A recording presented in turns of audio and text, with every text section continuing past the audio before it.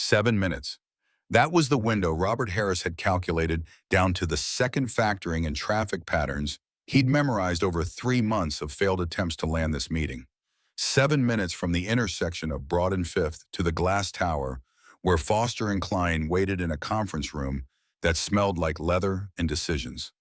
7 minutes to salvage a career that had been circling the drain since his wife walked out 14 months ago with nothing but a note that read, "I'm sorry."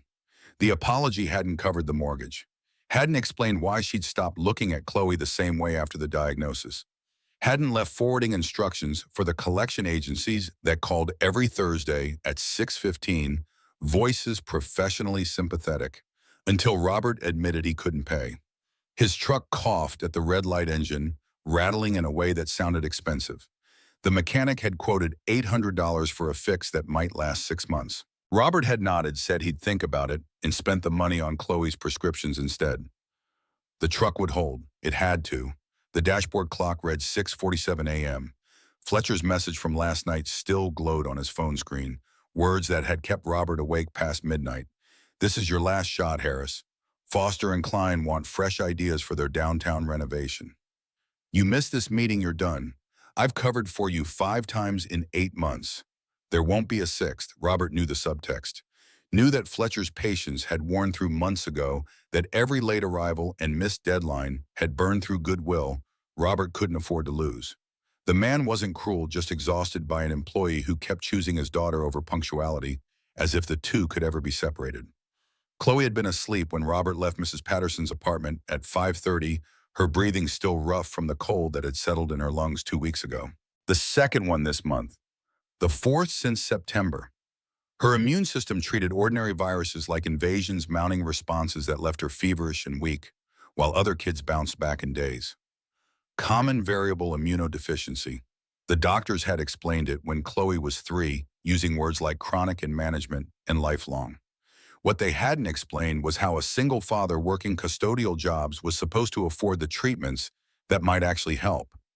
The immunoglobulin infusions that insurance had denied twice. The specialist appointments that cost more than Robert made in a week. Mrs. Patterson had waved off his apology about leaving early, had pressed a thermos of coffee into his hands with instructions to knock them dead. She'd been watching Chloe for 8 months, ever since Robert's last daycare arrangement fell through. Charged him half what she should never complained when he was late with payment. She'd lost her own husband to cancer 5 years back. Understood what it meant to watch someone you loved fight battles their body couldn't win. The light turned green. Robert accelerated through the intersection, mentally rehearsing the pitch he'd spent 6 weeks developing. Foster and Klein wanted modern, wanted sustainable, wanted a building that would photograph well in architectural magazines. Robert had sketched concepts on napkins during Chloe's doctor appointments, had researched green materials between shifts, had taught himself design software using YouTube videos at 2 in the morning. This meeting was supposed to change everything. Was supposed to prove that Robert Harris wasn't just a custodian who mopped floors in buildings other people designed. That the business degree he'd earned through night school while Rebecca was pregnant meant something. That he could provide for his daughter without choosing between rent and medicine. The sky was starting to lighten, dawn-breaking pink and gold over buildings that stretched toward clouds. Robert loved this city at this hour before it woke up and remembered how to be cruel. The streets belonged to delivery trucks and early commuters, people who understood that survival meant showing up before anyone else. His phone buzzed. Mrs. Patterson's name on the screen made his stomach clench. Robert pulled over, hazards blinking. "Chloe's fever is back. Gave her the children's Tylenol, but she's asking for you, says her throat hurts." Robert's hands tightened on the steering wheel. The fever had been gone for 3 days. 3 days of Chloe smiling over breakfast, coloring pictures at Mrs. Patterson's table, pretending to be a normal 6-year-old instead of a child whose body couldn't remember how to protect itself. He typed back, "Is she drinking water?" The response came immediately, a little. "But Robert, this is the 3rd time this month. She needs to see the doctor." Robert knew. God, he knew. Every morning he watched Chloe struggle through simple tasks that should have been easy. Every night he lay awake calculating costs, moving numbers around in his head like puzzle pieces that didn't fit. The free clinic had a 2-week waiting list. The urgent care clinic wanted $150 up front. The emergency room was a last resort that came with bills he'd still be paying off when Chloe graduated high school. Tell her I love her. I'll be home right after the meeting. He pulled back into traffic, the clock now reading 6:51. 6 minutes. He could make it. Had to make it. The alternative was explaining to Chloe why they were moving again, why she couldn't keep the stuffed animals Mrs. Patterson had given her, because they wouldn't fit in the shelter. Robert had been homeless once right after Rebecca left. 3 weeks sleeping in the truck with Chloe, bundled in the back seat, waking up at 5 to get her cleaned up in gas station bathrooms before daycare. 3 weeks of pretending everything was an adventure, of watching his daughter's confusion slowly harden into something that looked like acceptance. He'd sworn he'd never let that happen again. The intersection of Broad and Fifth came into view. Robert's shoulders started to relax. 3 blocks to the Foster and Klein building, 2 minutes to park, 1 minute to the elevator. He'd be early, would have time to review his notes one final time, to smooth down the collar on his only dress shirt, to transform himself into someone worth investing in. That was when he saw it. The black sedan appeared from nowhere, spinning through the intersection like physics had stopped applying. Tires screamed against asphalt rubber, leaving black streaks on pavement, still wet from overnight rain. The car rotated once, twice, a sickening ballet of metal and momentum that ended when it slammed into a light post with a sound that Robert felt in his chest. The impact crumpled the front end like paper, sent the hood folding upward in a V shape that released a geyser of steam. Glass exploded outward, glittering in the early morning light, before raining down across the intersection. The sedan rocked, once settled, then went silent, except for the hiss of the radiator and the mechanical clicking of a turn signal that kept blinking. Robert's foot found the brake pedal, automatically, his truck stopping diagonal across the lane. Traffic behind him hadn't caught up yet. The intersection was empty, except for the wrecked sedan and the cloud of steam that billowed around it like fog. For 3 seconds, maybe 4, nothing moved. The world held its breath. Then Robert saw the hand. Small fingers pressed flat against the rear window, the glass spiderwebbed with cracks that made the hand look fractured. The fingers were pale, almost translucent in the morning light, and they were spreading slowly across the glass. Reaching, searching, desperate. Robert's brain processed details in fragments. The sedan was expensive, German, probably the kind that cost more than he'd make in 2 years. The rear window had child safety features, which meant the person inside couldn't get out without help. The hand was smaller than Chloe's, which meant young. Very young. The hand slipped down the window, leaving a thin smear of red. Robert's phone buzzed again. Fletcher's name appeared on the screen, the message visible without opening. "Where are you?" Foster and Klein are in the conference room. 6 minutes had become 4, maybe 3. Robert looked at the wrecked sedan, looked at his phone, looked at the glass tower 3 blocks away, where 2 men waited to decide whether Robert Harris was worth their time. The hand appeared again at the window palm, pressed, flat fingers splayed wide. A child's hand. Robert killed the engine. The choice wasn't really a choice at all. He left his truck in the middle of the lane hazard, still blinking, and ran toward the sedan. His shoes hit pavement in rhythm with his heartbeat, each step closing the distance between safety and something he couldn't name. Behind him, other cars were starting to arrive at the intersection, their headlights illuminating the scene. The driver's side door was caved inward, the metal twisted in ways that suggested the impact had been worse than it looked. Robert circled to the passenger side, where the damage was less severe. The door handle wouldn't move under his grip, jammed or locked or both. Through the cracked windows, he could see the driver slumped over the steering wheel, not moving. An airbag had deployed, now deflated and hanging limp. The windshield was intact but starred with impact points, and something dark was spreading across the dashboard. Robert moved to the rear door where the small hand had been. The window was tinted, making it hard to see inside clearly, but he could make out a shape. Small body, car seat. The hand was down now, resting against the glass like the child inside had given up trying. The door was locked. Robert pulled harder, bracing his foot against the frame, but it wouldn't budge. The impact had warped the frame enough that the lock mechanism was jammed. His phone buzzed in his pocket. He ignored it. Robert looked around for something to break the window with, spotted a loose chunk of asphalt from the light post impact. He picked it up, felt the weight of it, calculated angles. If he broke the window wrong, glass would shower the child inside. If he broke it right, he'd have seconds to reach through and unlock the door before the sharp edges became a problem. He wrapped his jacket around his hand, positioned himself at the corner of the window, where the structural damage looked worst, and brought the asphalt down in a controlled strike. The window held for a moment, cracks spreading like lightning, then gave way. Glass fragments cascaded down, most falling outward, some inward.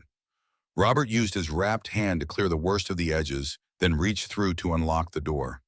The mechanism clicked. The door opened. The smell hit him first, chemical and sharp. Airbag deployment left a residue that burned the nose mixed with something else. Gasoline, maybe? Or antifreeze. Something that shouldn't be in the air.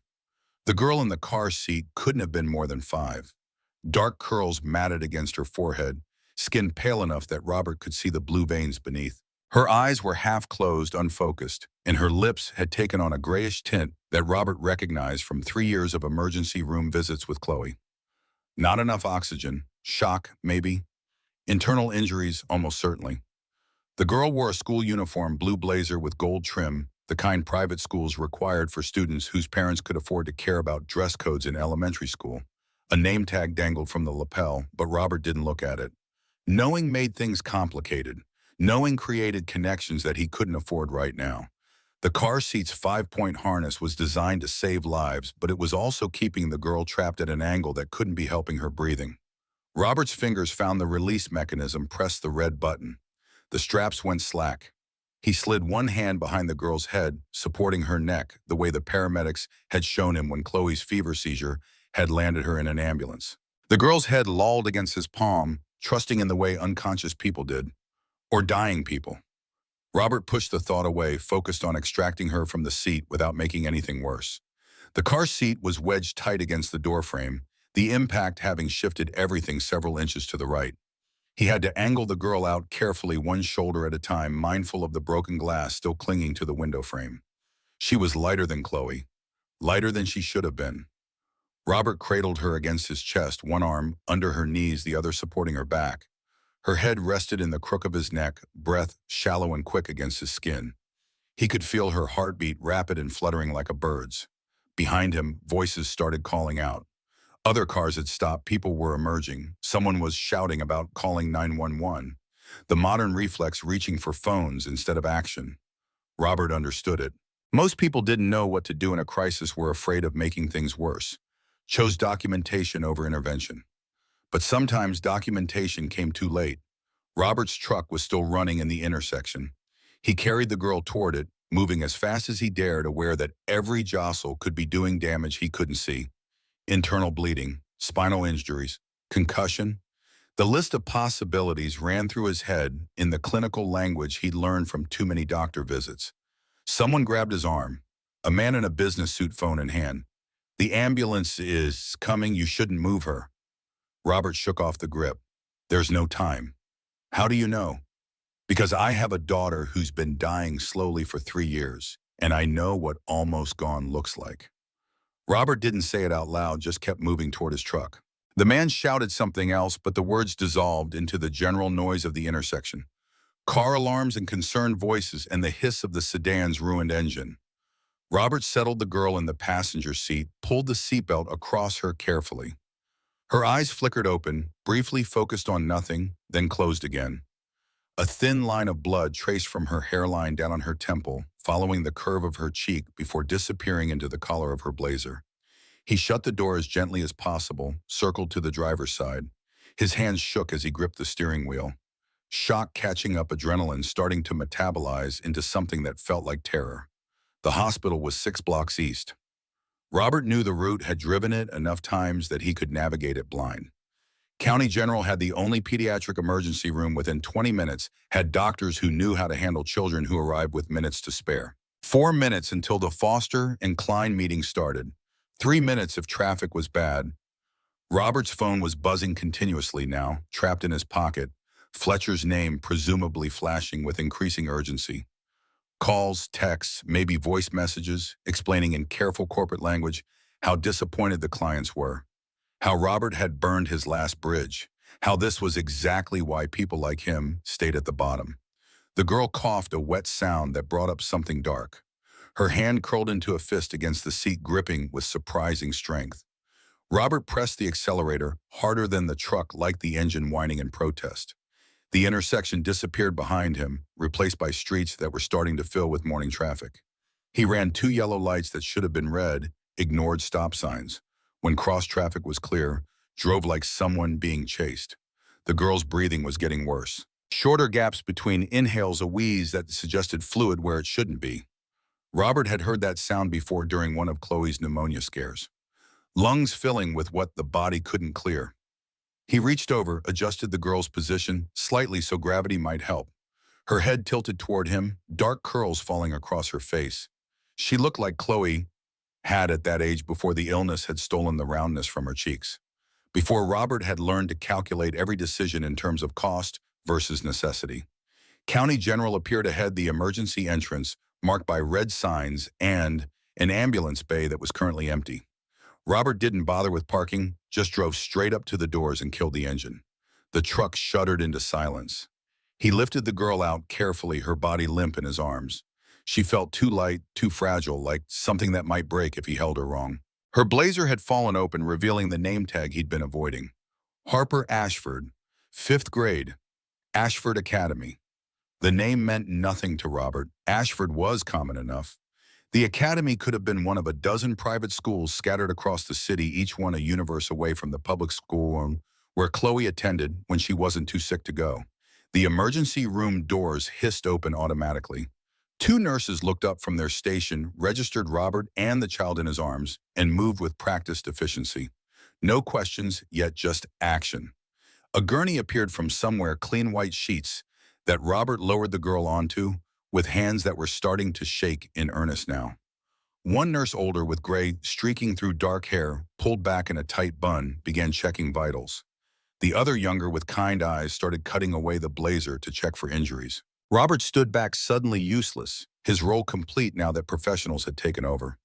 The older nurse fired questions without looking at him, her hands moving in quick, sure patterns. What happened? Car accident. The sedan hit a light post. She was in the back seat.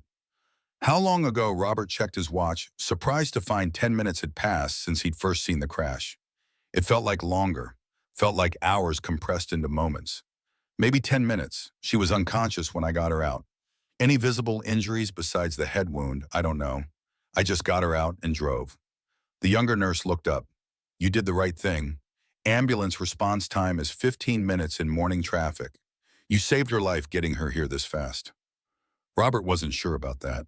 Wasn't sure about anything except that his phone had stopped buzzing and the meeting with Foster and Klein had started 8 minutes ago, and his daughter was home sick and everything was falling apart in real time. The older nurse straightened, made eye contact with Robert for the first time. We need guardian information. Parents' emergency contacts. I don't know. I just found her in the car. Was there a driver? Yes, unconscious, still in the vehicle when I left. The nurse exchanged glances with her colleague, some silent communication passing between them. Someone will need to go back to the scene, get identification, notify the family. The younger nurse pulled out a phone. I'll call it in. Patient is a minor, approximately 5 to 6 years old, presenting with head trauma and possible internal injuries. Driver status unknown. Need police and second ambulance to scene. Robert listened to the clinical description of the girl he'd carried, the way medical professionals stripped emotion from crisis. The older nurse had started an IV line, was calling for a doctor, and the gurney was already moving toward the double doors that led deeper into the emergency room. Before they disappeared, the girl's hand slipped off the side of the gurney, hanging limp. Her fingers were still curled, still gripping at nothing. Robert stood in the fluorescent glare of the waiting room, the smell of disinfectant and fear mixing into something familiar. He'd stood in rooms like this before, watching Chloe get wheeled away for tests and treatments and procedures that insurance barely covered. Rooms where time moved differently, where minutes stretched into hours, and hope became a negotiation with odds. His phone buzzed, not Fletcher this time. Mrs. Patterson, Chloe's fever is 102. She threw up the medicine. Robert, she needs a doctor today. Robert's chest tightened. He looked at the double doors where the girl had disappeared. Looked at his phone, looked at his hands, which were shaking badly enough that he had to grip his knees to make them stop. The math was simple and devastating. The meeting with Foster and Klein was gone. The job was gone. Fletcher had meant what he said about last chances, and Robert had chosen a stranger's daughter over to his own survival. In 6 weeks, maybe 8, he'd be homeless again. In 6 weeks, Chloe would be the child in the emergency room because her father couldn't afford the preventive care that might have kept her healthy. But if he'd driven past that intersection, if he'd kept going toward glass towers and conference rooms and men who measured worth in punctuality, Robert closed his eyes, saw the small hand pressed against the window, fingers splaying in desperation. Some choices weren't really choices. His phone rang. Fletcher's name appeared on the screen. The photo a snapshot from a company barbecue 2 years ago when Robert had still believed that hard work mattered more than circumstances, when he'd thought that being good at his job would be enough. Robert answered. Fletcher's voice came through, sharp and cold, each word enunciated with the precision of someone who'd been rehearsing this conversation. "Where the hell are you, Harris?" The question didn't expect an answer, was more accusation than inquiry. Robert spoke anyway, his voice rougher than he intended. "There was an accident. A little girl, she needed help. I'm at County General." Silence stretched between them, filling with implications. Then Fletcher laughed, a sound completely absent of humor, brittle and mean. "An accident. That's what you're going with." Robert's free hand curled into a fist. "I'm not going with anything. It's what happened. A car crashed at the intersection. There was a child inside. She was hurt." The line crackled with Fletcher's breath heavy and angry. "Foster and Klein just walked. 3 months of work. Harris, 3 months of me putting my neck on the line, begging them to give you a chance. Promising them that you were reliable, that you deserved this opportunity. And you couldn't show up for 2 hours. I had to. The girl needed. I don't care what the girl needed." Fletcher cut him off, the words hitting like fists. "I don't care about your daughter's medical issues. I don't care about your transportation problems.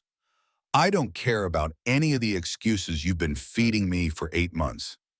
You know what I care about. The fact that I just watched a $500,000 contract walk out of this building because the man I vouched for couldn't be bothered to show up." Robert's throat felt tight, words jamming up against anger and exhaustion and the bitter recognition that Fletcher wasn't wrong.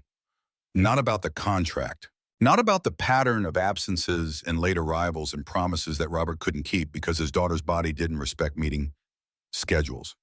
"This is the 5th time in 8 months I've covered for you," Fletcher continued.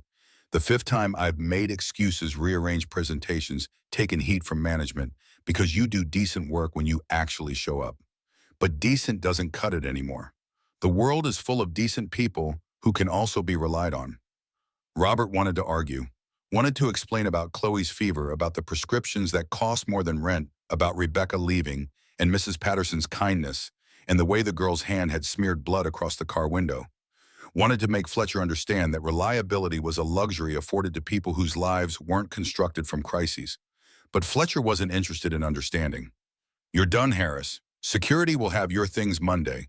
HR will process your final check. Don't bother coming in to argue. The decision is final." The call ended before Robert could respond. The dial tone hummed in his ear, flat and indifferent. Robert stood there, phone pressed against his face, watching the double doors, as if the girl might reappear to validate his choice, as if saving one life could somehow justify destroying his own. A doctor pushed through the doors, green scrubs rumpled from what looked like a long shift. His eyes scanned the waiting room, landing on Robert with the recognition of someone who'd been briefed. "You brought in the girl from the sedan." Robert nodded, his voice not quite working yet. The doctor walked over, the exhaustion evident in the way he moved. Probably been on duty all night dealing with the aftermath of bar fights and overdoses and the general violence of a city that never fully slept. "She's stable. Concussion, broken arm, significant internal bruising, but no organ damage. You got her here fast enough that we could manage the bleeding." Another 10 minutes and he didn't finish the sentence. Didn't need to. Robert understood medical euphemism well enough to fill in the blanks. The driver, critical but alive. They airlifted him to Memorial. Better trauma unit. You saved 2 lives today. The doctor's hand landed on Robert's shoulder, heavy with intention. "The family's been contacted. They're on their way. Can I get your information for the report?" Robert shook his head, already backing toward the exit. The last thing he needed was to be there when Harper Ashford's parents arrived to field questions about why he'd been at that intersection, to see their gratitude mixed with the subtle judgment that always came when people like them encountered people like him. "No, I'm glad she's okay. That's enough." The doctor frowned clearly, wanting to press the issue, but Robert was already moving toward the sliding doors. Outside, morning had fully arrived, the sky flat and gray with the promise of rain. His truck sat crooked in the ambulance bay, hazard lights still blinking, a security guard approaching with the purposeful stride of someone about to issue a citation. Robert climbed in before the guard could reach him, started the engine, and pulled out onto the street. Behind him, the guard shouted something about parking regulations, but the words got lost in traffic noise. Robert drove without direction, letting the city blur past. Glass towers reflected clouds that moved too fast across the sky. Coffee shops were opening their windows, glowing warm against the morning chill. People rushed along sidewalks toward jobs that paid enough to make rushing worthwhile. 6 years. That was how long Robert had worked for Fletcher's company, starting as night custodian and slowly working his way towards something that looked like advancement. 6 years of showing up at midnight to mop floors in buildings he'd never afford to work in during daylight hours. 6 years of online courses and certification programs taken between shifts, trying to transform himself into someone worth promoting. Erased in a 30-second phone conversation. Robert's phone sat silent now. No more calls from Fletcher. The man was efficient, believed in clean breaks.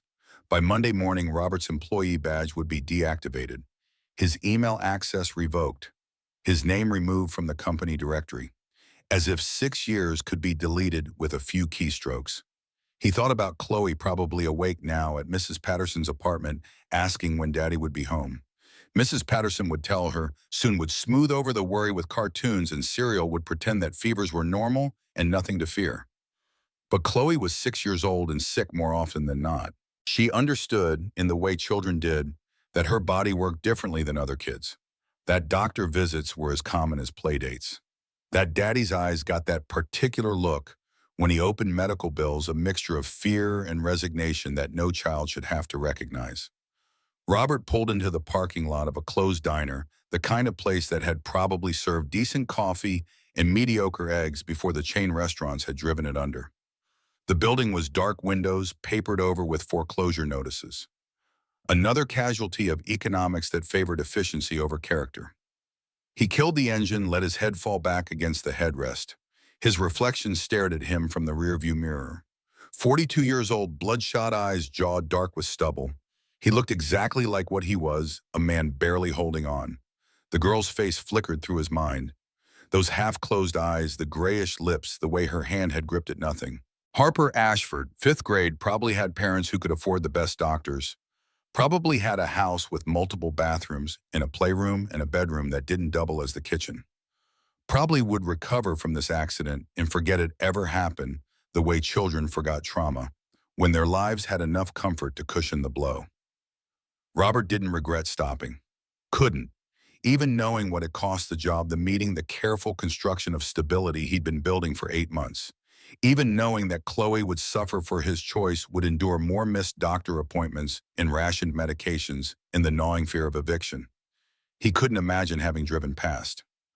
That realization didn't make him noble, didn't make him a hero. It just made him someone who'd chosen between 2 impossible options and would spend the foreseeable future paying for it. Robert's stomach growled, reminding him he hadn't eaten since yesterday. The thermos of coffee Mrs. Patterson had given him sat cold in the cup holder, forgotten in the chaos of the morning.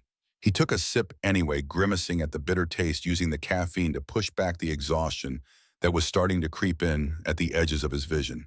His phone buzzed. Mrs. Patterson again. "Chloe's asking when you're coming home.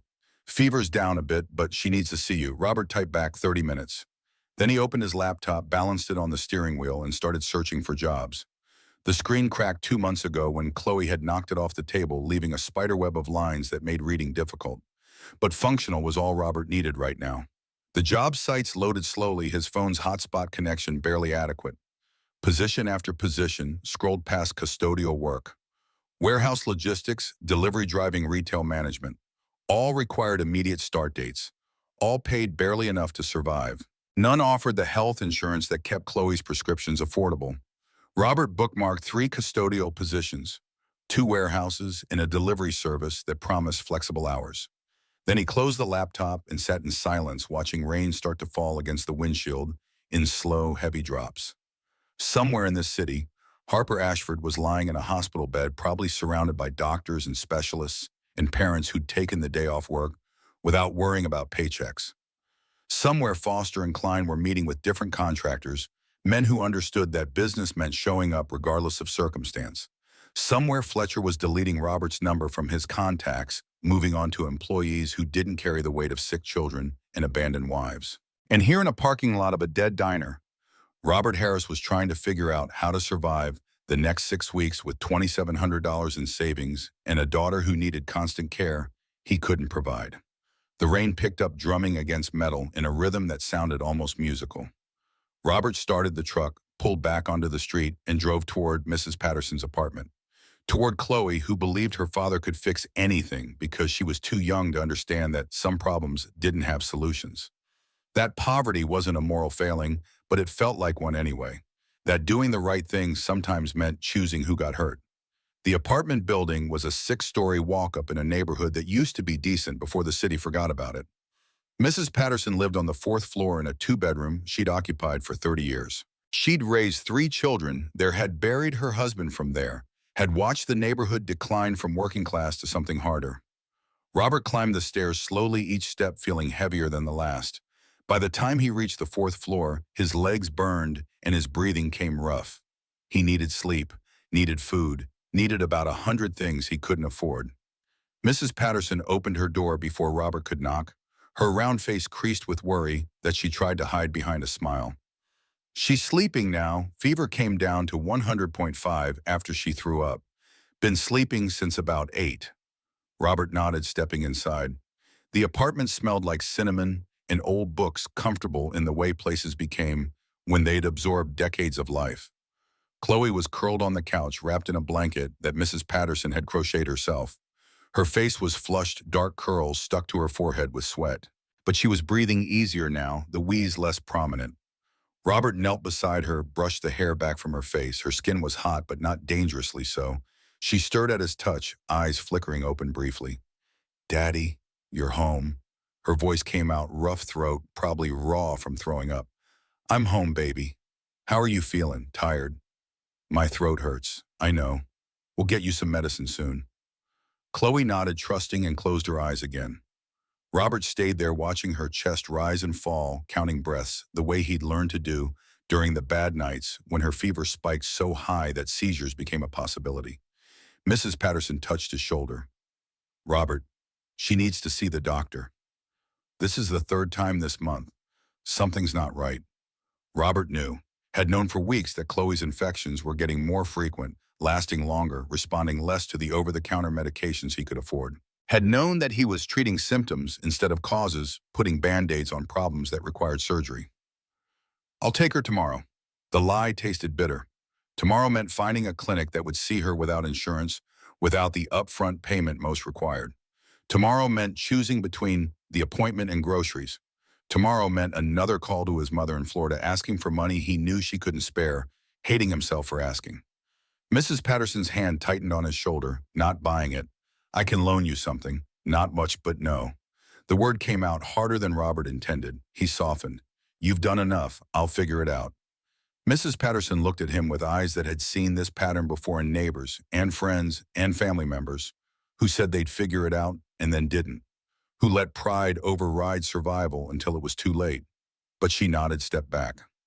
The medicine she threw up was the last of the children's Tylenol. "You'll need to get more." Robert mentally calculated. $8 at the pharmacy. Add that to the list. "Thank you for watching her this morning. I know it was early. Anytime." "You know that." Robert carefully lifted Chloe, blanket and all. She made a small sound of protest but settled against his chest, her head heavy on his shoulder. She smelled like fever sweat in Mrs. Patterson's lavender soap. The walk to their apartment felt longer than it was.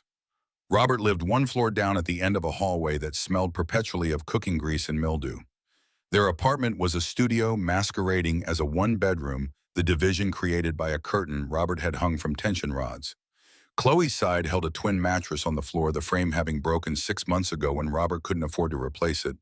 She decorated her space with crayon drawings taped to walls, princesses and castles, and families holding hands under smiling suns. Her stuffed animals were arranged carefully at the foot of the mattress, a collection that had grown slowly through garage sales and Mrs. Patterson's generosity. Robert's side held a mattress, a plastic bin of clothes, and a folding table that served as desk, dining surface, and workspace. Everything he owned fit into this room could be packed into his truck in under an hour. He'd learned to live light to avoid accumulating possessions that would only make the next move harder. He settled Chloe into her bed, tucked the blanket around her carefully. She didn't wake, just turned onto her side with a small sigh. Robert sat on the edge of the mattress, his hand on her forehead, monitoring temperature by feel, the way he'd learned to do when thermometers were luxuries. Still hot, still fighting whatever infection had taken hold this time. Robert's phone buzzed in his pocket. He pulled it out, expecting another message from Mrs. Patterson, or maybe a bill reminder. Instead, the screen showed an email notification. The sender was unlisted, the subject line blank. Robert almost deleted it as spam. His finger hovered over the trash icon. Then something made him open it instead. The message was short, professional, carefully worded in the way legal communications always were. Mr. Harris, we are attempting to locate the individual who provided assistance at the scene of a vehicle accident this morning involving a minor female patient. Security footage and witness reports from County General indicate you may have been involved. The family wishes to express their gratitude for your actions. Please contact our office at your earliest convenience to arrange a meeting.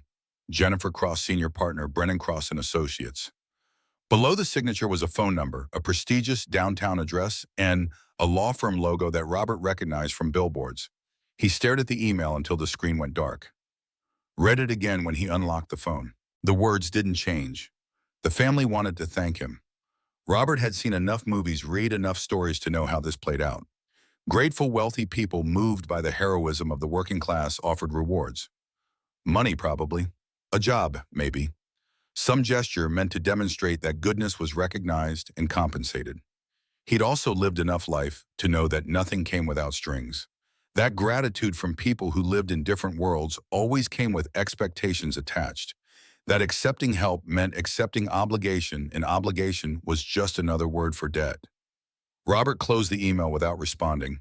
Tomorrow he'd send a polite reply, thank them for reaching out, explain that he was glad the girl was okay, but didn't need anything in return. He'd keep it professional, brief, final. Tomorrow. Tonight he needed to figure out how to afford medicine for his daughter. Needed to apply to the jobs he'd bookmarked.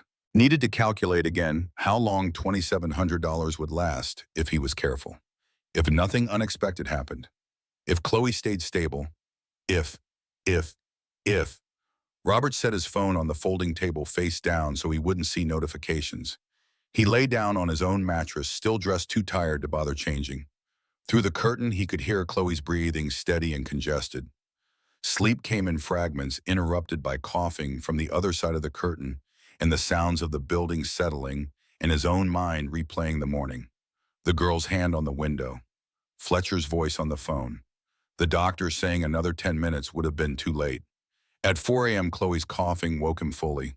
Robert stumbled through the curtain, found her sitting up and struggling to breathe each inhale, a fight her lungs were losing. He lifted her upright, rubbed her back in circles, the way the nurses had taught him.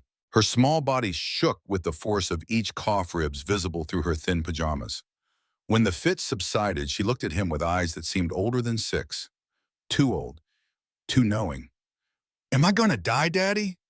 The question hit Robert like a physical blow. Stealing breath he couldn't spare. His hand kept moving in circles on her back, automatic and useless. No, baby. No, you're going to be fine. I promise. It was the worst kind of lie, the kind parents told to comfort children when comfort was all they had left to give. The kind that protected kids from truths too heavy for small shoulders. The kind that Robert had sworn he'd never tell because lies created trust that shattered when reality arrived. But what else could he say? That her body was failing because he couldn't afford the treatments that might help. That insurance companies had decided her life wasn't worth the cost. That every day was a negotiation between hope and statistics. Chloe nodded, believing because she had to. Because 6-year-olds couldn't process the alternative. She lay back down, her breathing still rough but calmer now. Robert stayed beside her, one hand on her shoulder until exhaustion pulled her back under. By morning, her fever had spiked to 103.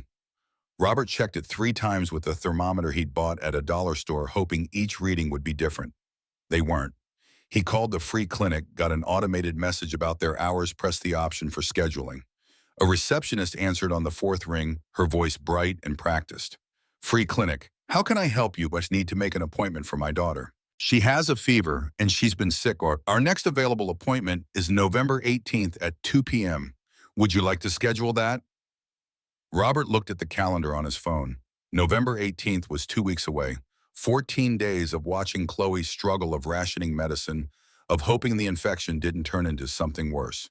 That's the soonest. I'm sorry, sir. We're running at capacity. I can put you on the cancellation list if something opens up sooner. Robert took the appointment, took the cancellation list option, and hung up, feeling hollower than before. 2 weeks. In 2 weeks, Chloe could be hospitalized. In 2 weeks, the infection could spread to her lungs again, could turn into pneumonia that required the kind of care that came with bills he'd spent years paying off. He called the hospital, next got transferred 4 times before reaching someone who could discuss billing. The conversation was brief and devastating. Without insurance, the upfront cost for an emergency room visit would be $1,500. Additional costs would depend on treatment required. $1,500 was more than half his savings, more than he could justify spending when rent was due in 2 weeks, more than seemed possible when the number in his bank account was all that stood between his daughter and the street. Robert hung up, sat on the edge of his mattress with his head in his hands. Chloe was still sleeping, the fever making her restless. She kicked at her blanket, murmured something incoherent, and settled again. His phone sat on the table screen, dark. The email from Jennifer Cross waited in his inbox, unopened since last night. Robert stared at it, at the promise of gratitude from people who lived in a world where $1,500 was a nice dinner instead of an impossible sum. He picked up the phone, put it down, picked it up again. Pride was a luxury. Robert had understood that for years, had swallowed it repeatedly to ask for help from his mother, from Mrs. Patterson, from social workers and clinic administrators, and anyone who might provide relief. Pride didn't keep children healthy, didn't pay for antibiotics, didn't matter when weighed against survival. But this felt different. Accepting help from Jennifer Cross, from the family of the girl he'd saved, came with implications that made Robert's stomach clench. It meant admitting he couldn't handle this alone, meant accepting that his heroism, if it could even be called that, had been performed by someone who needed rescuing himself. It meant becoming a story these people would tell at dinner parties. The poor custodian who saved our daughter.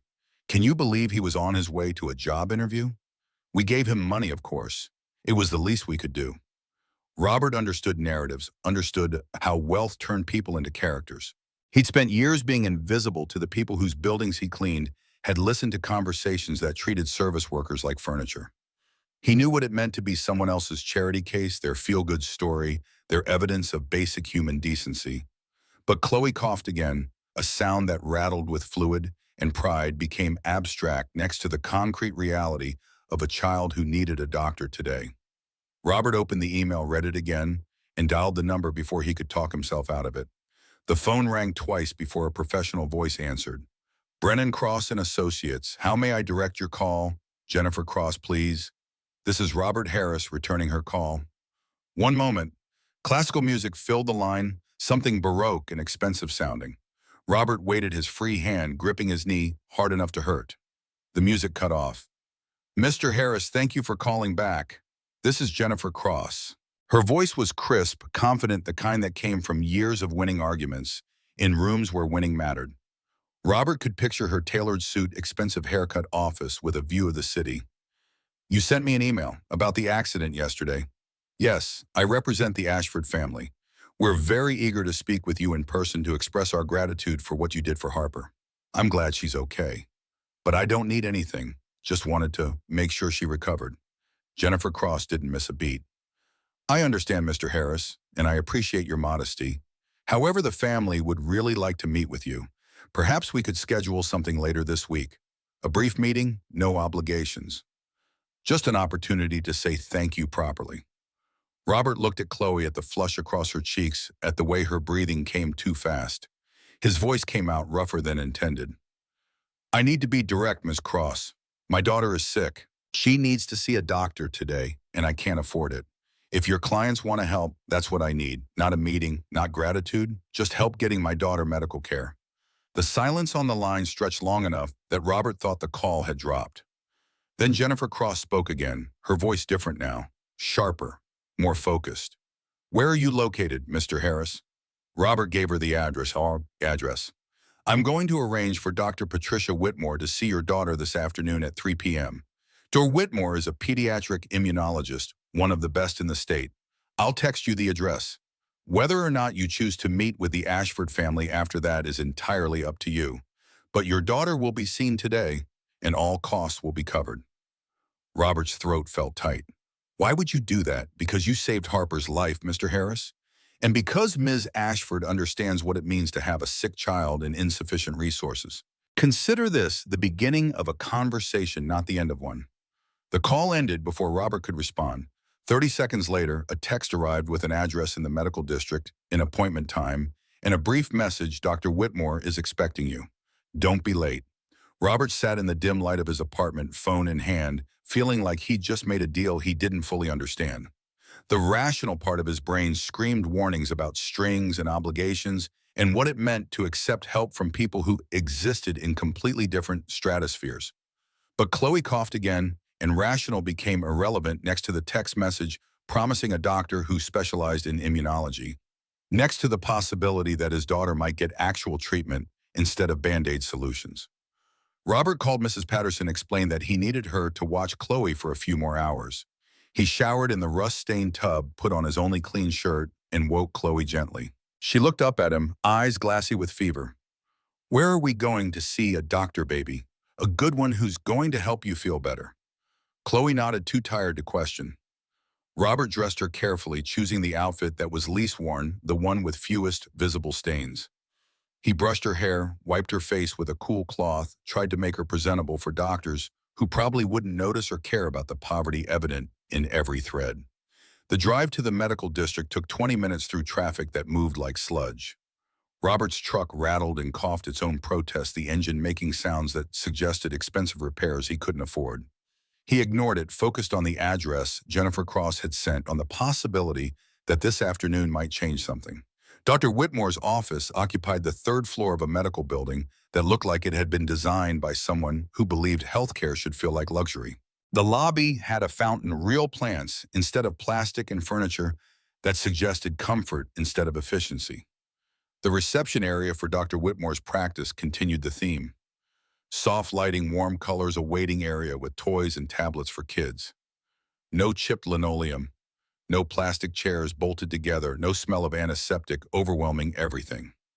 Robert approached the desk, Chloe's hand tightened his. Robert Harris, we have a 3 o'clock with Dr. Whitmore. The receptionist smiled, already pulling up information on her computer. Yes, Mr. Harris, we've been expecting you. If you could just fill out these forms, we'll get Chloe right back. She handed Robert a clipboard with standard medical history forms. He filled them out quickly, the answers familiar from dozens of other appointments. Diagnosed with CVID at age 3, multiple infections per year, no current specialist, no insurance. He hesitated on the insurance line pen, hovering over the none checkbox. This was where appointments usually ended, where receptionists got apologetic and mentioned payment plans and suggested county health services instead. But the receptionist took the clipboard back, scanned the forms, and nodded. Perfect. Dr. Whitmore will be ready in just a few minutes. Can I get Chloe something to drink? Chloe looked up at Robert for permission. He nodded and she whispered, apple juice, coming right up. Robert sat in one of the comfortable chairs. Chloe settled beside him with a tablet the receptionist had provided. She pulled up a coloring app, her small fingers moving across the screen with the ease of a generation raised digital. The juice appeared quickly, along with a plate of cookies that looked homemade. Chloe ate one, slowly savoring each bite in the way hungry kids did. 7 minutes later, a nurse called them back. Not the hurried call of overworked staff, but a calm invitation. The exam room continued, the warm aesthetic windows with actual natural light, a mural of a jungle painted across one wall, equipment that looked new. Patricia Whitmore entered with the kind of presence that suggested competence earned over decades. She was tall, gray-haired with reading glasses hanging from a chain and eyes that looked at Chloe like she mattered. She crouched to Chloe's eye level, made immediate connection. "You must be Chloe. I like your shoes. Are those dinosaurs?" Chloe nodded, shy but pleased. "Velociraptors. They're my favorite. Excellent choice. Very scientific." Dr. Whitmore straightened, extended her hand to Robert. Her grip was firm, professional. "Mr. Harris, Jennifer Cross filled me in on the basics.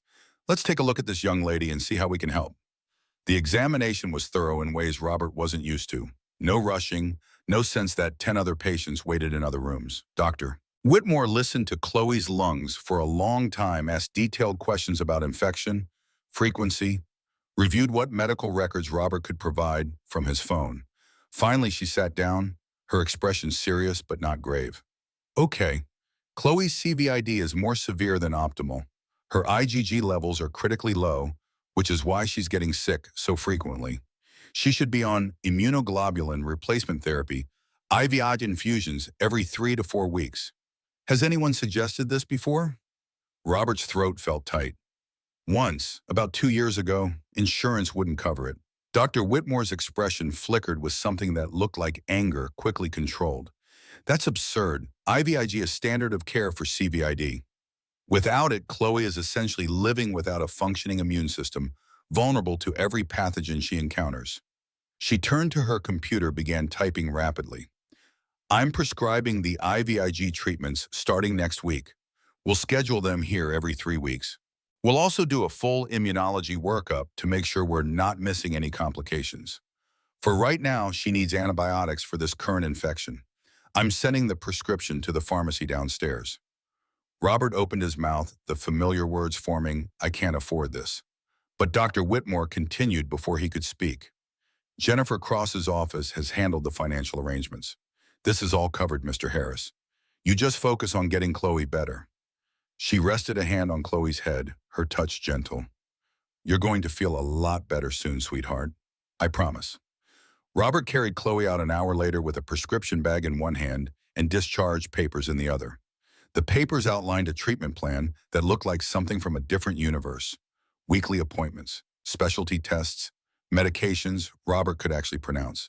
Chloe chattered beside him, her spirits lifted by the nice doctor and the stickers she'd been given. She clutched a stuffed dinosaur Dr. Whitmore had presented at the end, a velociraptor, to match her shoes.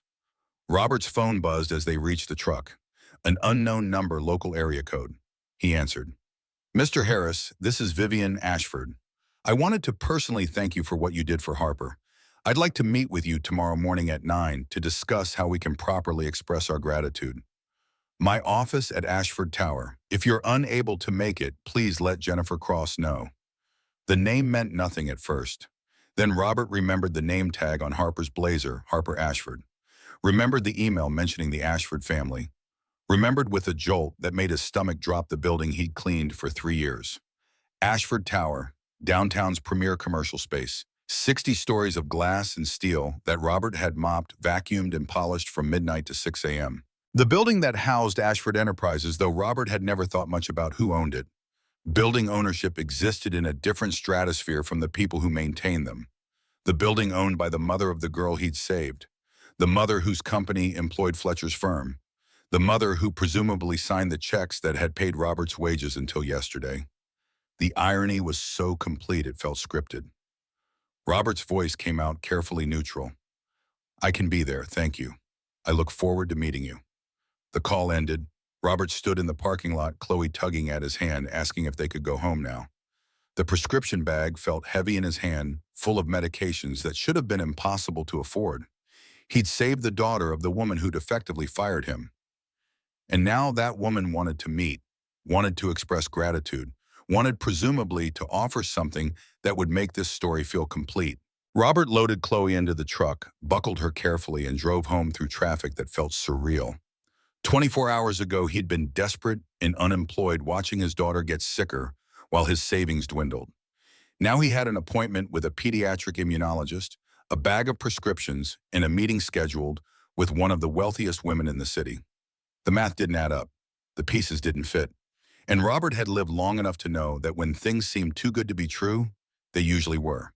But Chloe was humming in the back seat, clutching her new dinosaur, her fever already starting to break from the antibiotics. And for the first time in months, Robert allowed himself the dangerous possibility of hope. Ashford Tower looked different at 9 in the morning than it had at midnight. Robert stood on the sidewalk, staring up at 60 stories of glass and steel that reflected a sky-threatening rain. The last time he'd entered through these doors, he'd worn a custodian's uniform and carried cleaning supplies. Now he wore his only dress shirt collar faintly worn at the edges and carried nothing but the weight of questions he couldn't answer. The lobby gleamed with the particular sheen of wealth maintained at expense. Marble floors caught the light from chandeliers that probably cost more than Robert would earn in a decade. A security desk anchored the center, staffed by men in suits, who looked at visitors with the practiced assessment of people paid to distinguish between those who belonged and those who didn't. Robert approached, aware of how his shoes looked against the polished floor, aware of the security guard's eyes cataloging details worn shirt cheap, watched the slight tremor in his hands that exhaustion produced. Robert Harris, I have a meeting with Ms. Ashford at 9. The guard checked his computer expression, shifting from skepticism to professional courtesy in the space of a keystroke. 58th floor executive suite. Elevators on your right. No questions. No additional verification. Just smooth admission into a world Robert had only seen from the maintenance side. The elevator was brass and mirrors designed to make occupants feel important. Robert watched his reflection multiply infinitely in the polished surfaces, each iteration looking more out of place than the last. The ascent took less than a minute, but felt like crossing borders between countries that didn't share languages. The 58th floor reception area belonged in a museum. Floor-to-ceiling windows overlooked the city, sprawled below, glass towers catching morning light. Furniture that was clearly expensive, the kind where comfort and aesthetics merged into statements about taste. Abstract paintings on walls, colors that probably meant something to people who studied art. A receptionist sat behind a curved desk, her makeup perfect, her smile practiced. Mr. Harris, Ms. Ashford is expecting you. However, Ms. Cross would like to speak with you first, if you'll follow me. She led Robert down a hallway lined with photographs of buildings, each one presumably part of the Ashford Empire. Hotels, office complexes, residential towers. Evidence of wealth accumulated through transforming skylines. The receptionist stopped at a conference room, gestured Robert inside.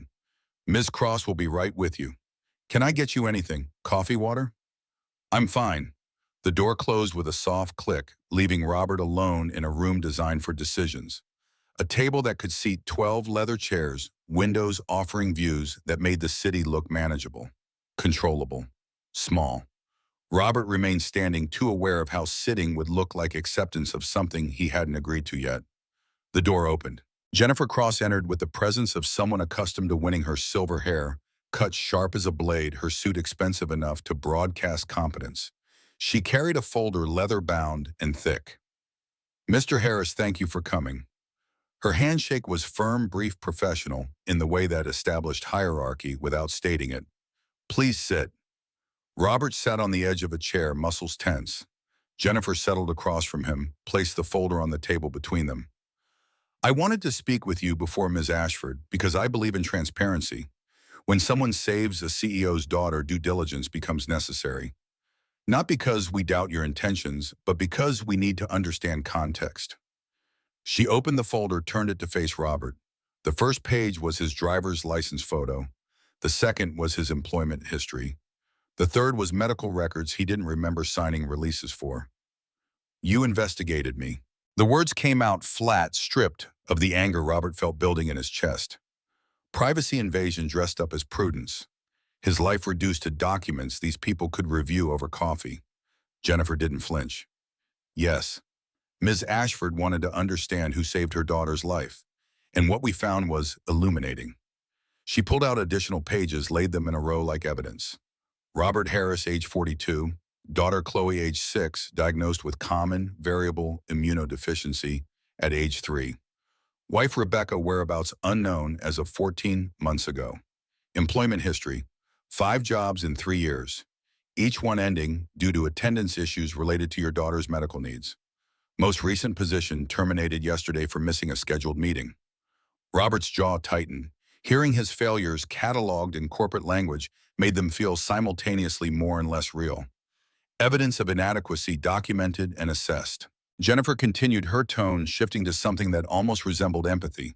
Current financial status, $2,700 in savings. Rent is $800 monthly.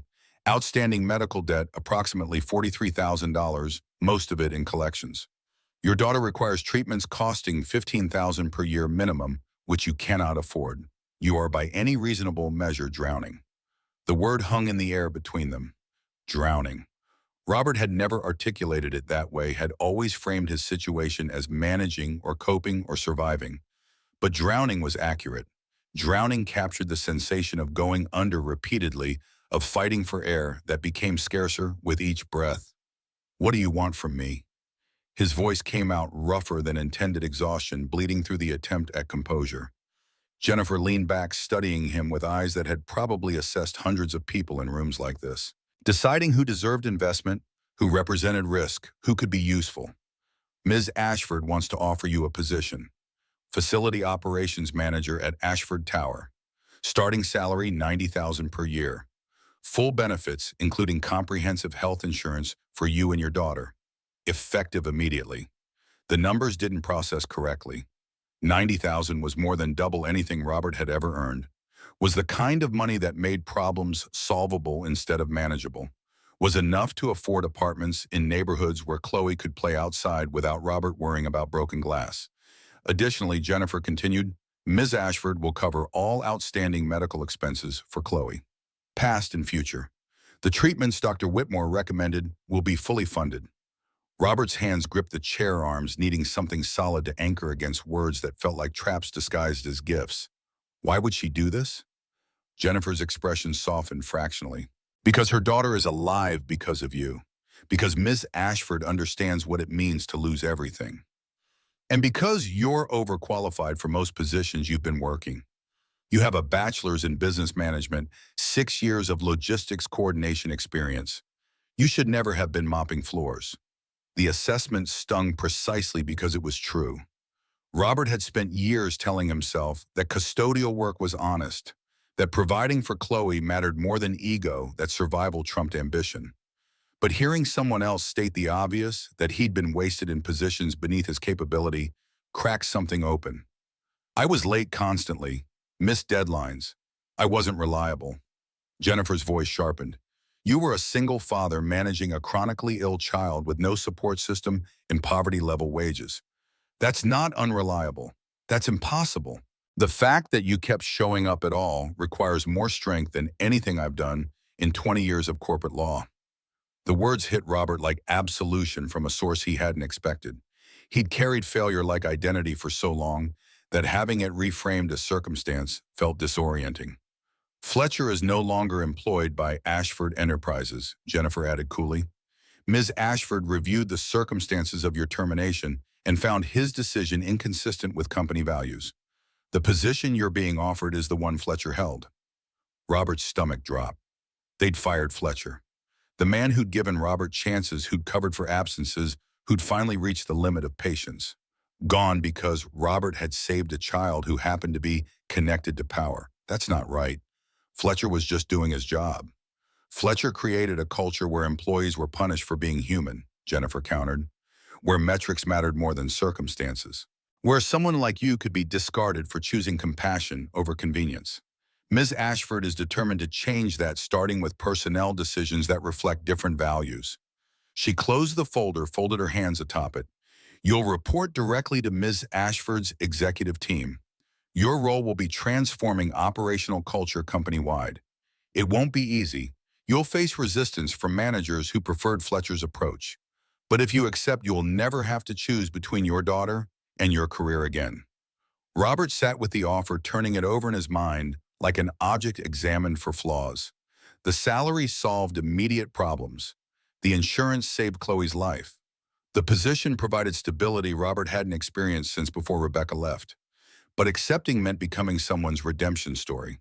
Meant being evidence that Vivian Ashford was good, that wealth could be benevolent, that systems worked when the right people intervened. It meant his suffering would be repackaged as narrative, his struggles transformed into lessons about gratitude and second chances. I need to think about it.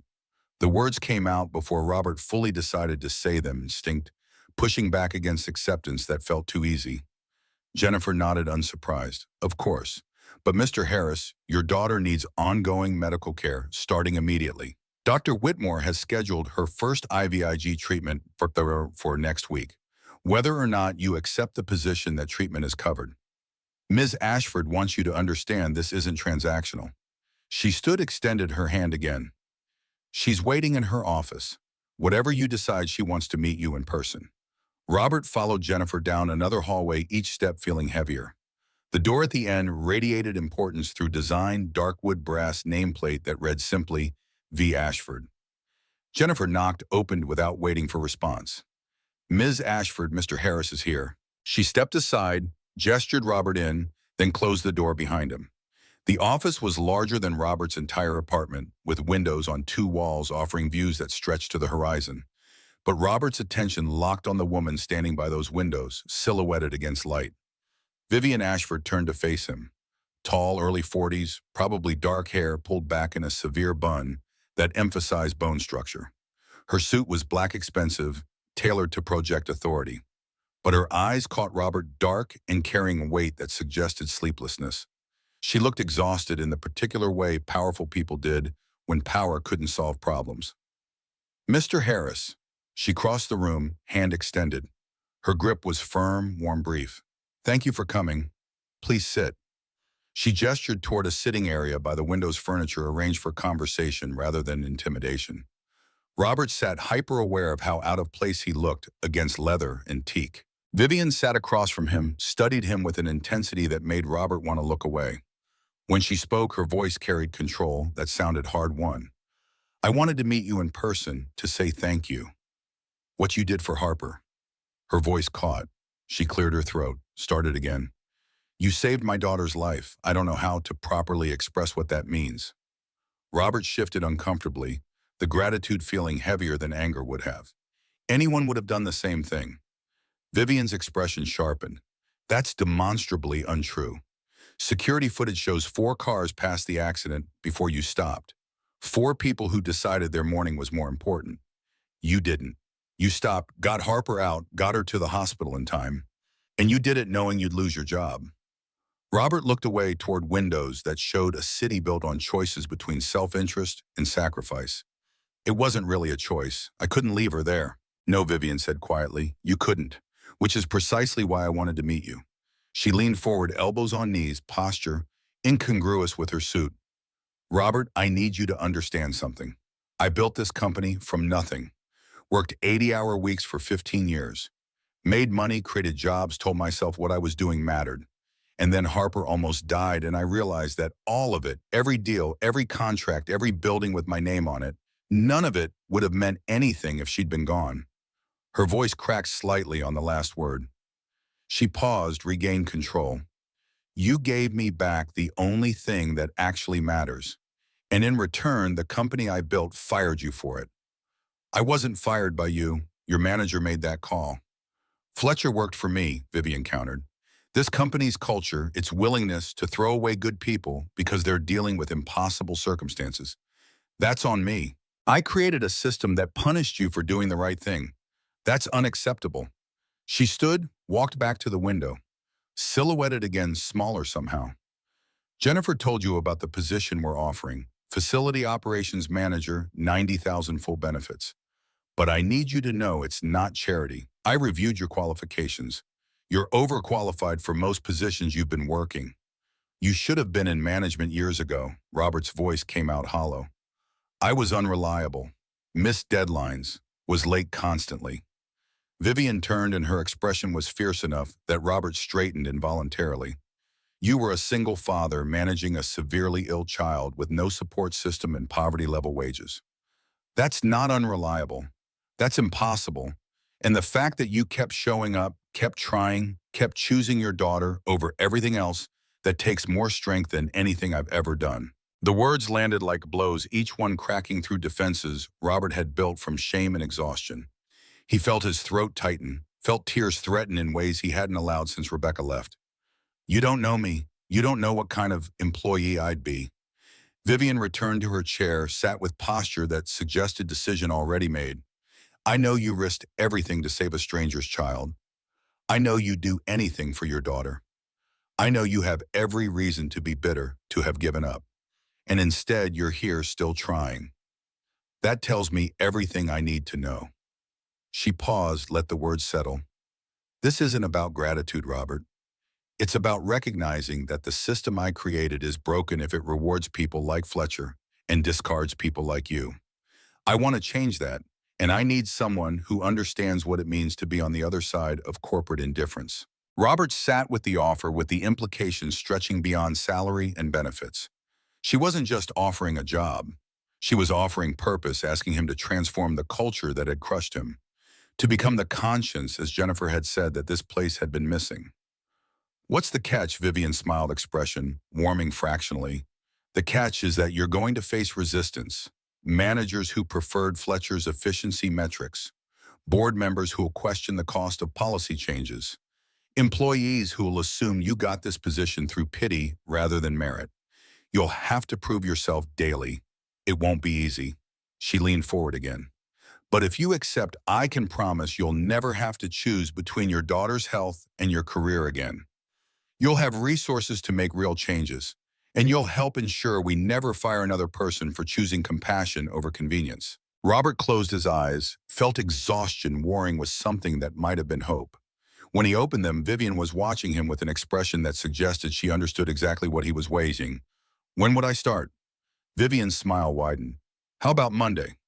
Robert nodded the decision, feeling less like choice than surrender to inevitability. Monday. Vivian extended her hand again. Robert took it, felt the grip linger longer this time, sealing something that felt more significant than employment. Welcome to Ashford Enterprises. Robert, let's build something better. The first morning arrived with the disorientation of displaced persons. Robert stood in front of Ashford Tower at 7:45 a.m., wearing a suit Jennifer Cross's assistant had delivered Saturday afternoon. The suit fit better than anything Robert had owned, tailored precisely expensive enough that he'd checked the price tag twice. The lobby guards recognized him, now nodded respectfully instead of assessing for threats. The elevator carried him to the 58th floor with the same smooth efficiency, but this time Robert belonged. Had a badge clipped to his pocket that granted access to floors he'd only cleaned. Jennifer met him in the executive suite, handed him a folder thick with information. Your office is on 57, 2 floors below. Your assistant Sarah will get you oriented. This afternoon, you're meeting with the facilities management team. Tomorrow, you'll start interviewing custodial and maintenance staff. She paused, expression serious. Robert, there will be people in this building who resent your rapid promotion, who'll assume you got here through luck rather than merit. Ignore them. Focus on the work. Prove yourself through results. Robert nodded, though anxiety curled in his stomach. He'd spent years being invisible to executives, had perfected the art of moving through spaces without being noticed. Now he'd be expected to command attention, to make decisions that affected hundreds of employees. Sarah turned out to be efficient and kind, walked Robert through systems and protocols with patience that suggested she'd oriented many nervous executives. His office was small compared to Vivian's, but enormous compared to anywhere Robert had worked. Windows overlooking the city, a desk that was actually wood instead of laminate, bookshelves waiting to be filled. On the desk sat a framed photograph Robert recognized immediately. Harper in a hospital bed, smiling despite the bandages, holding the hand of someone just outside the frame. Mateo had a note in elegant handwriting. Thank you for giving me my daughter back. The afternoon meeting tested Robert immediately. 12 facilities managers assembled in a conference room, their expressions ranging from curious to hostile. Robert recognized 2 from his custodial days, men who'd issued orders without learning names. He stood at the head of the table, acutely aware that 3 days ago, he'd been the person these managers supervised. I know this is unusual. I know most of you are wondering why someone with my background got promoted over people with more management experience. Silence, expectant, and judgmental. The truth is, I understand what it's like to work in this building without power. I know what happens when policies prioritize efficiency over people. I'm here because Miss Ashford wants that to change. One manager, older with gray hair and skeptical eyes, leaned back. With all due respect, understanding doesn't qualify you to manage operations across 40 buildings. You're right, Robert acknowledged them, which is why I'm asking for your expertise. I need you to tell me what's broken. What policies hurt employees unnecessarily?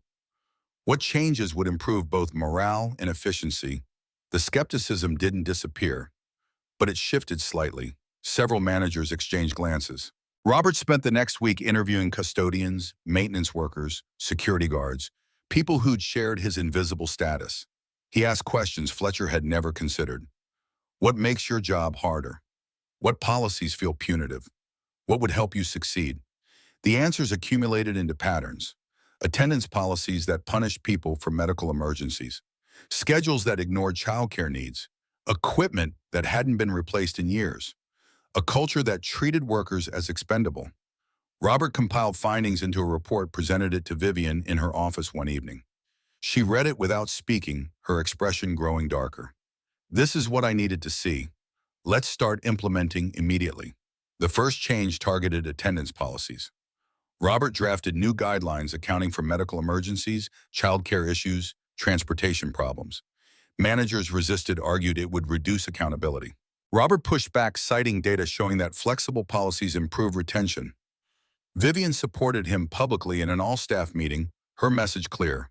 We're changing how we treat people, and anyone uncomfortable with that should consider other employment. 3 managers resigned within a week. Richard Brennan, a board member and CFO, scheduled a meeting with Vivian that Robert was asked to attend. Richard was everything Fletcher had been: amplified, polished numbers, focused, convinced that business required ruthlessness. He entered Vivian's office with confidence Robert recognized as entitlement. Vivian, we need to discuss these policy changes Harris is implementing. We're seeing productivity dips across multiple buildings. Short-term adjustment, Robert countered. Retention data shows. I'm not interested in retention data. Richard interrupted. I'm interested in profit margins. Your proposals cost money we don't need to spend. The meeting escalated into argument. Richard presented spreadsheets proving expenses would increase. Robert countered with studies showing employee satisfaction correlated with performance. Vivian listened, her expression unreadable. Finally, she spoke. Richard, I appreciate your financial concerns, but we're moving forward with these changes. If that impacts short-term profits, I'm willing to accept that cost. Richard's jaw tightened. The board will want explanations. Then I'll explain. This company has been profitable for 15 years. We can afford to prioritize people. Richard left without further comment, but Robert caught the look he directed, a promise that this wasn't over. That evening, as Robert packed his office, his phone buzzed. Vivian's name appeared. Can you come to my house tomorrow evening? Harper has been asking to meet you, and I think it's time you saw where your choice led. Robert agreed, though anxiety spiked immediately. Meeting Harper meant confronting the girl whose life he'd saved, whose existence had transformed his own. Meant seeing the result of that impossible choice at the intersection. The address Vivian sent was in a neighborhood Robert had never entered, where houses cost millions and privacy was purchased through gates and distance. But Vivian's home surprised him, a brownstone on a tree-lined street, modest by wealthy standards. Potted plants on the stoop, a bicycle chained to the railing. Evidence of life rather than display. Harper answered the door before Robert could knock, a whirlwind of dark curls and energy that suggested complete recovery. You're Mr. Harris? She studied him with intensity that mirrored her mother's, then smiled. Mom said you saved me. I don't remember much, but thank you. Robert's throat felt tight. I'm glad you're okay. Harper grabbed his hand, pulled him inside. Come on, I want to show you something. She led him upstairs to a bedroom decorated with the case of childhood stuffed animals, books, drawings covering the walls. On a desk sat a notebook, pages filled with careful handwriting. I wrote stories about what I think happened. Mom said you were brave, that you stopped even though you had somewhere important to be. Robert knelt to her level. You were brave too. You held on until help came. Harper considered this seriously. I was really scared, but then someone was there. I knew someone would help. The simple faith in her voice broke something in Robert's chest. She'd believed help would come because she'd never experienced a world where it didn't. Vivian appeared in the doorway, watching them with an expression Robert couldn't quite read. Harper let Mr. Harris breathe. Dinner's ready. They ate in the kitchen while Harper talked nonstop about school and friends and her nightmares about cars that her therapist said were normal. Vivian watched her daughter with gratitude so evident it made Robert ache. After dinner, after Harper had gone to bed, Vivian poured wine and led Robert to the living room. She still has nightmares 3 times a week, refuses to ride in the car sometimes, but she's alive, and that's because of you. Robert stared into his wine. I just did what anyone— Stop, Vivian interrupted gently. Stop minimizing it. You made a choice that cost you everything. Let me acknowledge that. Silence settled between them, comfortable in ways Robert hadn't expected. How's it going at the office, really? Robert told her about Richard's opposition, about managers who resisted change, about the slow progress of transforming culture. Vivian listened, then said something that would stay with Robert for years. Changing systems is harder than building them. But you're the right person for this, because you know what it costs when systems fail. The words felt like validation Robert hadn't known he needed. As he drove home that night, past buildings he'd once cleaned and neighborhoods he'd once been invisible in, Robert understood that he hadn't just saved Harper's life. He'd given himself permission to stop drowning, to believe he deserved better, to transform survival into purpose. The work ahead would be difficult. Richard would push back. Managers would resist. But for the first time in years, Robert Harris had resources to fight with instead of just endurance. And that made all the difference. The dinners became a pattern before Robert consciously recognized them as ritual. Every Thursday evening, Vivian would text an invitation that felt casual, but arrived with the precision of scheduled appointments. Robert would drive Chloe across the city to the brownstone, where Harper waited at the door already planning activities that required both girls' participation. The fourth Thursday, Harper had constructed an elaborate obstacle course through the living room using cushions and blankets. Chloe navigated it with the careful deliberation of someone whose body had taught her caution, while Harper provided enthusiastic commentary like a sports announcer. Vivian and Robert watched from the kitchen, preparing dinner together in a rhythm that had developed without discussion. Vivian chopped vegetables with the efficiency of someone who'd learned to cook as necessity rather than hobby. Her movements were precise, economical, nothing wasted. Harper's therapist says the nightmares are improving. Only twice this week. Robert stirred sauce the mechanical motion, giving his hands purpose. That's good. Chloe's infections have decreased since starting IVIG. Dr. Whitmore says her immune response is finally functional. They spoke in the language of parents managing medical complexity, a vocabulary that created immediate understanding. Both knew what it meant to watch children suffer. Both carried the particular exhaustion of vigilance that never fully rested. Harper's laughter echoed from the living room, followed by Chloe's quieter giggle. The sound made Vivian pause, knife hovering over cutting board. I forgot what that sounded like. Her being completely happy without fear underneath. Robert understood. Chloe's laughter had carried weight for years, always shadowed by the knowledge that joy cost energy she couldn't spare. But lately, since the treatment started, since stability had replaced crisis, her laughter sounded lighter. Sounded like childhood was supposed to sound. Dinner conversations ranged across topics that revealed histories neither had fully shared. Vivian spoke about building her company from a single property investment, about the years she'd worked 100-hour weeks to prove herself in industries that dismissed women. About Harper's father, who'd left when pregnancy threatened his political aspirations, who sent checks but never visits. Robert talked about Rebecca's departure, about the note that had said sorry without explaining why. About the years before Chloe got sick, when he'd believed that degree and determination would be enough. About learning that systems crush people regardless of their worth. These conversations happened in fragments. Revelations emerging between serving food and clearing plates.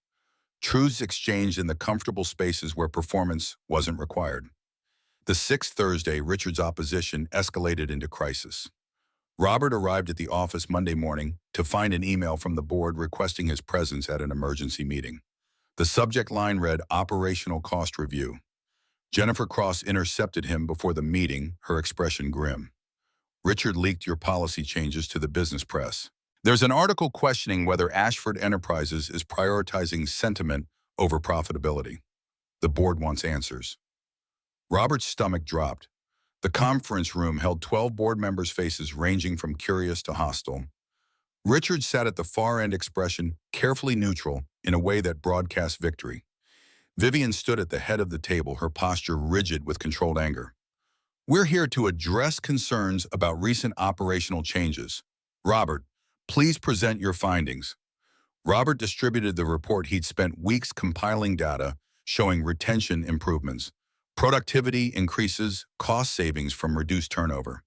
He spoke without notes, voice steady despite hands that wanted to shake. The changes we've implemented have reduced employee turnover by 32% across all facilities. Recruitment costs have decreased proportionally.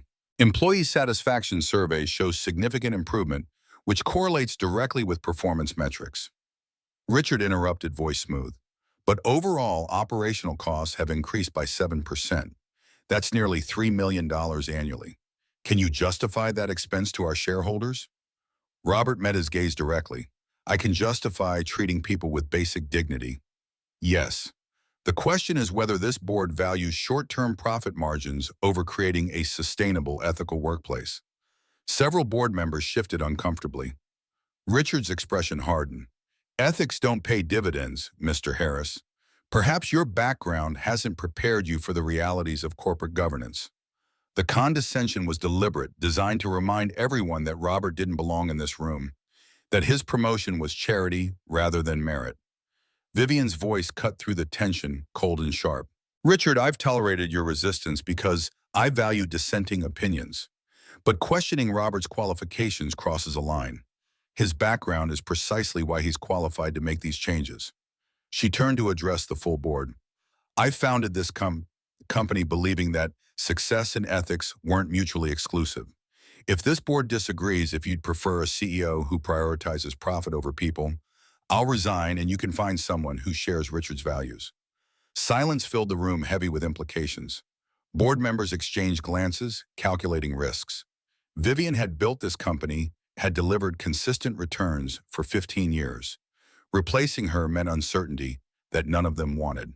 Finally, the board chair spoke. That won't be necessary, Vivian. We support your leadership. However, we'd like quarterly reviews of these policy impacts to ensure they're delivering promised results. Vivian nodded, expression revealing nothing. Acceptable. Robert will provide those reports. The meeting adjourned. Richard left without speaking, but the look he directed at Robert carried clear message. This isn't over. That evening, Vivian called Robert to her office after most employees had departed.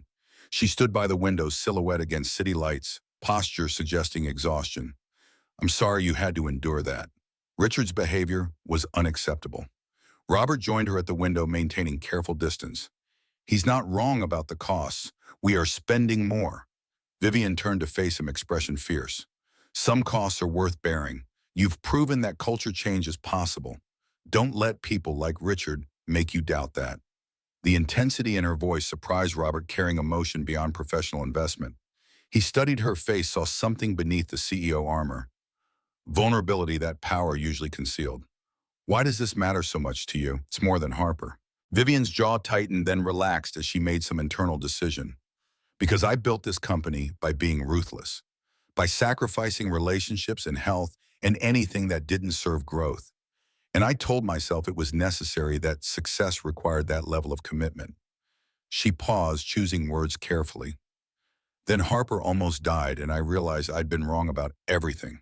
That all the buildings and money and prestige meant nothing compared to what I'd almost lost. You gave me a second chance to be the person I should have been all along. The confession hung between them, creating intimacy that felt dangerous. Robert recognized the moment as threshold, understood that responding honestly would shift their relationship beyond professional boundaries. I didn't save Harper for you. I saved her because leaving her wasn't possible for me. I know, Vivian said softly. That's why it matters. You didn't calculate cost versus benefit. You just did what was right, even when it destroyed you. Robert felt something crack open in his chest, years of carrying failure alone, suddenly meeting recognition from someone who understood. Without planning it, without deciding to move, he found himself closer to Vivian, close enough to see exhaustion in her eyes that mirrored his own. She reached up her hand, touching his face with tentative gentleness. Robert, Harper's voice echoed from down the hall, calling for her mother. Vivian stepped back immediately, professional distance reinstating itself with visible effort. I should go. She needs dinner. Right, of course. Robert left without looking back, heart hammering against ribs. The elevator ride down felt interminable, his reflection in the brass showing someone who looked as disoriented as he felt. The weeks following contained careful avoidance disguised as busy schedules. Thursday dinners continued, but now carried tension that the girls noticed without understanding. Harper asked why the adults seemed sad. Chloe asked if Mr. Ashford she'd started calling Vivian that was mad at Daddy. Robert threw himself into work, implementing changes faster than planned. He created an employee assistance fund for unexpected emergencies, revised scheduling systems to accommodate family needs, established mentorship programs pairing experienced workers with new hires. The results accumulated into undeniable success. Productivity increased. Complaints decreased. The business press that had questioned Vivian's approach began publishing articles about innovative corporate culture. Richard remained hostile but quieter, his objections losing traction as data contradicted his predictions. 3 months after the board meeting, Vivian appeared at Robert's office door at 7 in the evening. He looked up from reports surprised. She rarely came to his floor.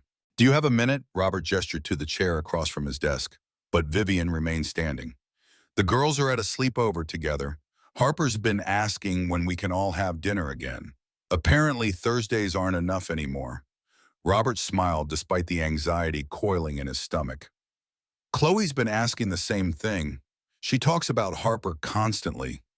I think she's never had a friend who didn't treat her as fragile." Vivian's expression softened. "Harper talks about Chloe like she's discovering what loyalty means. She asked me yesterday if Chloe could be her sister." The words landed with weight beyond their surface meaning. Robert understood what Vivian was actually saying, what question she was asking without asking directly. "Vivian, we should talk about what happened in your office that night." Vivian finally sat posture less controlled than usual. "I've been thinking about that constantly. About whether I misread this situation, whether professional boundaries exist for good reasons, whether I'm being selfish, wanting something that could complicate everything." She met his gaze directly. "But I keep coming back to the fact that I wake up grateful you're in my life, that I look forward to Thursdays more than board meetings, that Harper lights up when she talks about you and Chloe, and I don't want to keep pretending that's just gratitude or friendship." Robert's throat felt tight. "I'm scared of what happens if this doesn't work, of losing what we've built, of Chloe getting hurt if we try and fail." Vivian finished. "I know. I'm terrified too, but I'm also tired of making decisions based on fear instead of what I actually want." She leaned forward, elbows on knees. "I want you in my life, Robert, not as an employee or a friend or someone I'm grateful to. I want us to be a family. I want to wake up in the same house, be there for each other, watch our daughters grow up as sisters." Robert felt tears threaten, overwhelmed by the enormity of what she was offering. Everything he'd convinced himself was impossible suddenly becoming concrete possibility. When his voice came out rough, Vivian's smiled expression transforming her face. "Is tomorrow too soon?" Robert laughed, the sound carrying a relief and joy and disbelief. Tomorrow works. Moving day arrived with chaos that felt celebratory rather than stressful. Robert and Chloe's belongings fit into his truck, plus 2 additional trips. Years of living light, meaning accumulation, had remained minimal. The brownstone absorbed their possessions easily, Vivian having cleared space with the efficiency of someone who'd been planning this longer than admitted. The girls insisted on sharing a room despite having separate options available. They spent hours arranging furniture, negotiating who got which shelves, creating a space that belonged to both. Their laughter echoed through the house, punctuated by mock arguments about stuffed animal placement. Vivian and Robert worked together unpacking kitchen items, a task that devolved into cooking dinner when neither could find the takeout menus. They moved around each other with the awkwardness of new cohabitation, bumping into each other, apologizing, gradually finding rhythm. That evening, after the girls finally fell asleep in their shared room, Robert and Vivian sat on the couch with wine, exhausted and content. "We did it." Vivian set her head resting on Robert's shoulder. "We're a family now." Robert wrapped his arm around her, feeling the solid reality of her presence. "How are you feeling? Like I should have basked months ago. This feels right in ways I wasn't sure existed anymore." They sat in comfortable silence, the house settling around them with creaks and chaises that sounded like welcome. 2 years dissolved into routine punctuated by milestones. Chloe's health stabilized to the point where infections became rare rather than constant. Harper's nightmares faded, replaced by dreams about normal childhood concerns. The girls became inseparable, finishing each other's sentences, developing private jokes that made adults feel excluded in the best way. Robert's work at Ashford Enterprises evolved beyond policy changes into systematic cultural transformation. He developed training programs teaching managers to lead with empathy, created pathways for hourly workers to advance into management, established partnerships with community colleges offering employees free education. The company thrived despite or perhaps because of these changes. Revenue increased. Employee retention hit industry-leading levels. Business schools began studying Ashford's model as case study in ethical profitability. Vivian formally adopted Chloe 18 months after they moved in together, a process that involved paperwork and court appearances, and finally a day when the judge declared them legal family. Chloe cried with joy. Harper insisted they celebrate with cake. Robert held Vivian's hand through the ceremony, overwhelmed by the reality that his daughter now had a mother who chose her deliberately. Together, they founded the Ashford Harris Foundation, a nonprofit focused on helping families facing medical crises and employment instability. Robert led the organization, bringing the same energy to systemic support that he'd brought to corporate culture change. The foundation's first project provided emergency funds to 200 families, helping them avoid homelessness during medical crises. The second project partnered with hospitals to create financial navigation programs. The third established a network of employers committed to family-friendly policies. Robert spoke about the work at a nonprofit conference 2 years into the foundation's existence, standing before an audience of social workers and policy advocates. He told the story of stopping at an intersection, of choosing a stranger's daughter over his own survival of nearly drowning before someone threw him a rope. The real heroes aren't people who make dramatic rescues. They're the people who create systems that mean fewer rescues are necessary. We can't charity our way out of structural problems, but we can build organizations that treat people like they deserve dignity even when they're struggling. The speech received standing ovation. Afterward, a young woman approached him, eyes wet. "I was homeless with my daughter last year. Your foundation helped us. I got back on my feet. She's healthy now. I wanted to say thank you." Robert felt his throat tighten, understanding in that moment why Vivian had insisted the foundation bear both their names. Because they'd both been saved, both been given second chances to become better versions of themselves. That evening, Robert sat on the porch of the brownstone watching the girls play basketball in the driveway. Harper was teaching Chloe to shoot, demonstrating technique with the patience of someone who understood physical challenges. Chloe missed more than she made, but her laughter suggested victory wasn't the point. Vivian joined him, 2 glasses of wine in hand. She settled into the chair beside his, their fingers automatically intertwining. "Harper wants to volunteer at the foundation this summer. Says she wants to help kids like Chloe used to be." Robert smiled, watching both his daughters now negotiate who got next shot. "What about Chloe wants to be a doctor, specifically an immunologist like Dr. Whitmore?" They sat in comfortable silence, the kind that long partnership created. The evening air was warm, carrying the smell of someone's grill and the sound of neighborhood life. "Do you ever think about that morning?" Vivian asked quietly. "About what would have happened if you'd kept driving?" Robert considered the question he'd asked himself countless times. "I think about it constantly, about all the ways that choice could have gone differently, but I don't regret stopping. Even knowing what it cost at the time, I couldn't have driven past." Vivian squeezed his hand. "I'm grateful you couldn't. Not just because you saved Harper, because you showed me what actually matters. You gave me permission to stop being the person I thought I had to be and become who I actually wanted to be." Robert turned to look at her, this woman who'd transformed his life not through charity but through recognition, who'd seen past failure to potential, who'd chosen him deliberately, completely, permanently. "I spent years believing that accepting help was weakness, that real strength meant doing everything alone. You taught me that sometimes the bravest thing you can do is admit you can't survive alone." The words felt like truth. He'd been avoiding recognition that survival had required vulnerability he'd spent years resisting, that drowning alone wasn't noble, just destructive. Chloe scored a basket, shrieked with joy. Harper celebrated like championship had been won, wrapping her sister in a hug that lifted her off the ground. They tumbled to the driveway, laughing, comfortable in physical affection that came from years of shared space. Robert watched them, felt tears press against his eyes. These girls who'd both almost been lost, who'd been saved by luck and choice, and the determination of people who refused to accept that some lives mattered less than others. They're going to change the world, those two. Vivian's smiled expression, carrying certainty Robert recognized as faith. They already have, just by existing, just by showing us what's worth fighting for. The evening deepened into night, street lights flickering on neighbors calling children inside. Harper and Chloe came up to the porch breathless and happy, negotiating for 10 more minutes that became 20. Eventually, Vivian called them in for showers and homework. The girls groaned but complied, their voices echoing through the house as they debated bathroom order. Robert and Vivian remained on the porch holding hands, watching the streets settle into darkness. Tomorrow would bring foundation work and company meetings and the ordinary complexities of family life.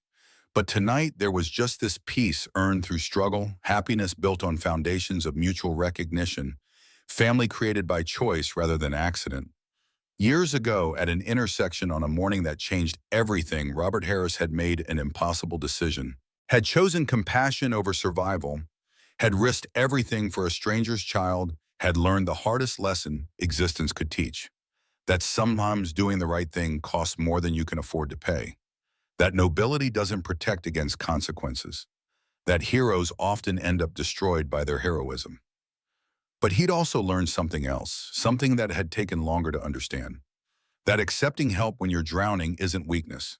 That letting people save you requires courage equal to saving others. That the bravest act is admitting you cannot survive alone. Robert Harris had saved a CEO's daughter from a fatal crash, but she'd saved him back in ways that mattered more than either had initially understood. And together they'd built something neither could have created alone, a life where compassion didn't cost everything, where struggling didn't mean failing, where family meant people choosing each other deliberately, completely, permanently. That was the real story, the one worth telling, the one that mattered long after headlines faded and memories blurred. Not the dramatic rescue, but the slow, difficult, beautiful work of building lives that deserved living. Harper appeared at the door. "Dad, Mom, we finished homework. Can we watch a movie?" Robert stood, extended his hand to Vivian. She took it, rose with the grace of someone comfortable in her own skin. Together they walked inside toward daughters who waited in rooms glowing warm against the night, toward lives they'd fought to build, toward futures that felt possible, because someone had chosen compassion over convenience. The door closed behind them, sealing family in warmth, in light, in love, earned through courage neither had known they possessed. Outside, the street continued its rhythm. Cars passed, neighbors lived their lives. The city moved forward with indifference that had always characterized its existence. But inside the brownstone on the tree-lined street, four people who'd all been saved in different ways sat together watching a movie, sharing popcorn, building memory that would outlast any of them individually. And that, Robert thought as Chloe's head grew heavy against his shoulder, was everything that mattered. Not the dramatic moments, but the quiet accumulation of ordinary joy, the privilege of choosing who you loved and being chosen in return. He looked at Vivian across the couch, met her eyes in the flickering television light. She smiled, expression carrying everything words couldn't capture: gratitude and love and recognition that some intersections changed everything forever. Robert smiled back, tightened his arm around Chloe, and let himself believe in the impossible possibility of happiness that lasted.